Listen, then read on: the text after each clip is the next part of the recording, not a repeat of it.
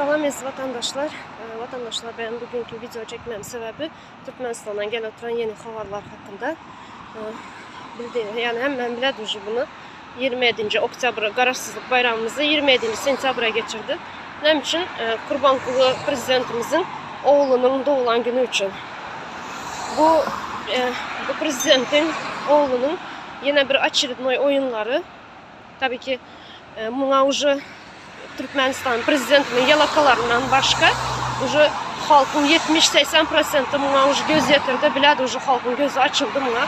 Bu açılma oyun olanlarını türmədəki adamları halkı amisiya çıkarıp düşürüp son aylıkın üstüne 10% mindirip dolar düşürüp son 8 çağa doğrana öy verip bu bastayan oyun oturan oyunlarını saylavın önünden, yani şunun için bizler için şahs ne imеет значения, yani kimi koysan koy, yani Qurbanqulu bolamı, Serdar Quru bolamı, mazardan atanı getirip direktör koyasan mı, bizler için ne волнует. Bizler уже proyektimiz çizdik, sistemamız düzenimiz kurulan, уже təzə Türkmenistan hazır.